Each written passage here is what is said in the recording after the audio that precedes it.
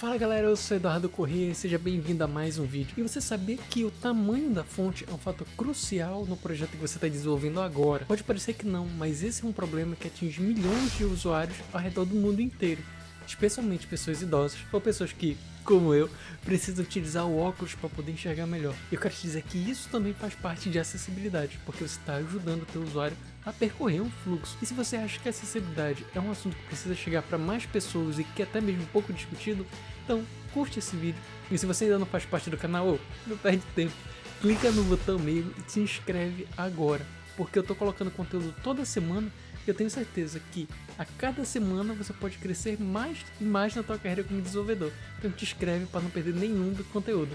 E bora pro vídeo. E show galera, já está aqui na tela do meu computador e a primeira coisa que a gente precisa compreender quando a gente vai estar falando de tamanho de fonte, a gente precisa entender uma grande diferença que existe entre o pixel e REM.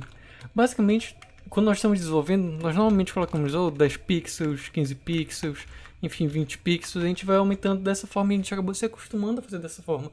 Só que existe uma outra medida, que é essa do REM, que ele equivale a 1 REM, ele vai equivaler a 16 pixels.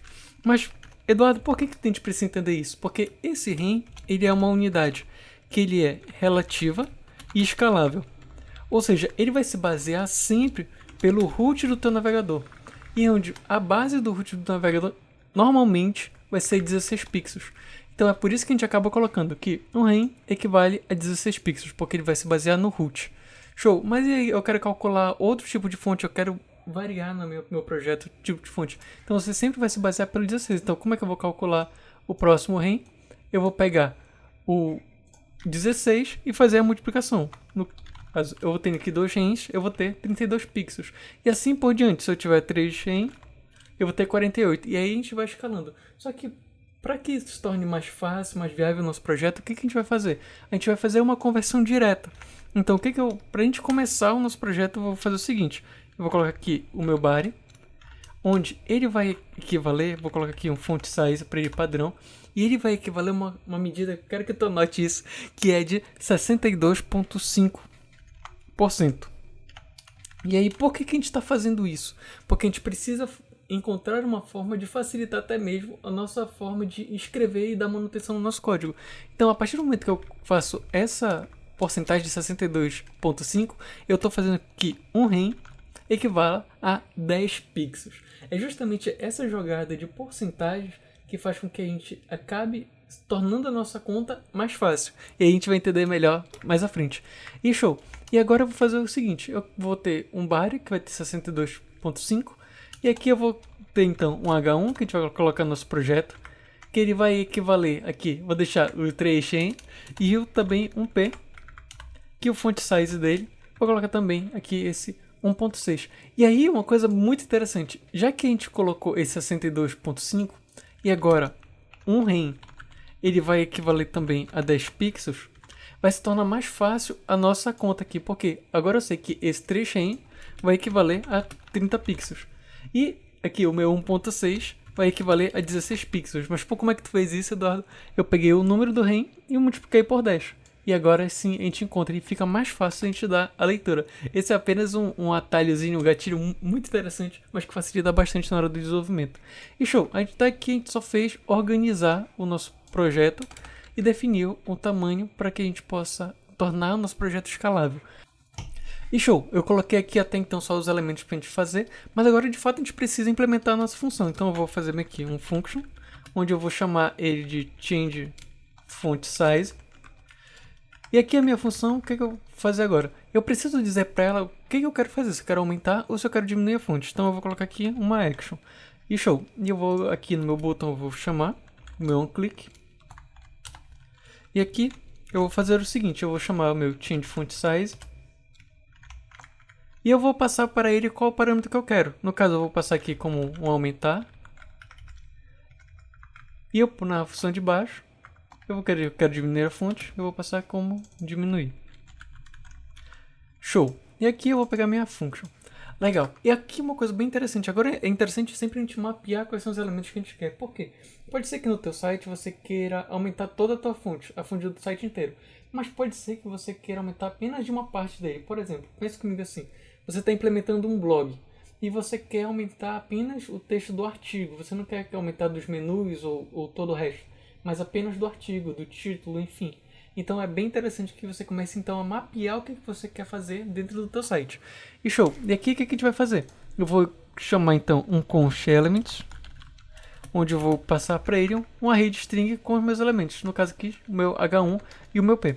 Show! Agora eu preciso percorrer esse element, eu vou dar um map e para cada elemento eu vou ter uma ação, que vai ser ou eu aumento a fonte ou eu diminuo ela.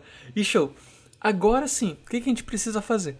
A gente precisa identificar, pegar esse elemento em tela, pegar qual é, de fato, o tamanho dele e poder mudar. Porque, pensa comigo agora, a gente colocou o título como 3 e a gente colocou o P como 1.6.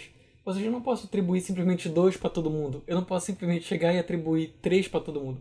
Não, eu teria que aumentar de acordo com a proporção dele. Isso que é uma coisa bem interessante.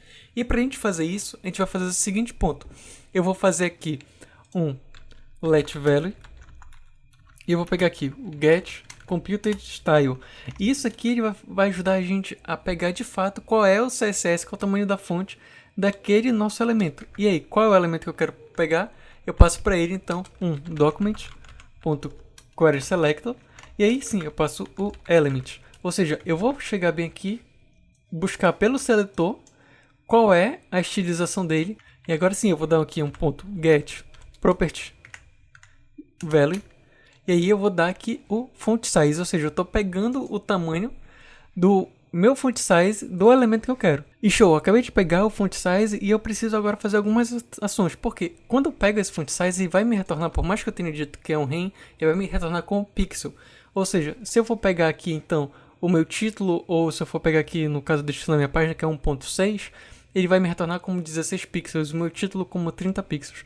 E a gente precisa manipular esse dado. A gente precisa fazer o primeiro de tudo. Eu vou dar um value, que vai receber o value.replace, e eu vou retirar o pixel por nada. Ou seja, ele está me retornando 10 pixels, eu quero que ele me retorne apenas 10, né? Ou seja, a gente quer manipular esse dado.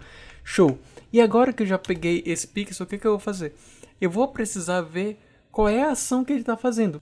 Eu preciso fazer o seguinte, então. Eu vou pegar o meu value, e ele vai receber aqui, basicamente, a action. Se ela for de aumentar, eu vou fazer o seguinte, eu vou pegar o meu valor e somo com mais 1. Se ele não for de diminuir, obviamente não for de aumentar, eu vou pegar o meu value e dar um menos 1. E caso você não saiba, o parsint nada mais está fazendo do que pegar um valor em string e transformar ele inteiro. Basicamente, quando eu estou fazendo essas manipulações aqui e quando eu pego pelo getProperty, o retorno dele é uma string. Então, para eu poder manipular, obviamente eu preciso transformar ele em int. Show! E aí eu peguei então, se era 10 aí virou 11, se era 16 aí virou 17.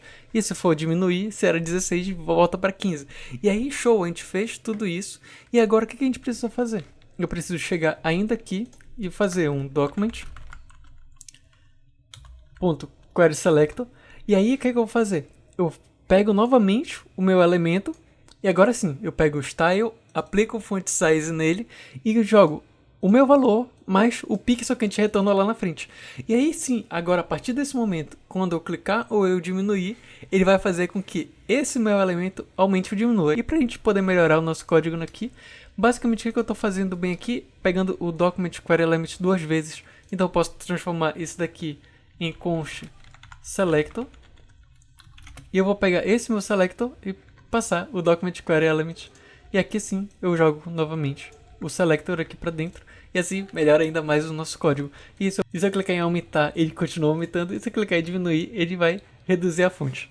E show, galera, eu espero que você tenha curtido esse vídeo, porque eu tenho certeza que isso vai ajudar muito você a implementar cada vez mais acessibilidade nos seus projetos. Independente de qual seja a pessoa, se ela tem alguma deficiência física ou não, se ela seja idosa ou não, se ela utiliza óculos que nem eu ou não. Mas é muito importante que a gente sempre implemente acessibilidade nos nossos projetos. E para você continuar aprendendo, eu vou deixar um vídeo linkado aqui para que você possa já dar o seu próximo passo rumo à acessibilidade. E eu te vejo lá.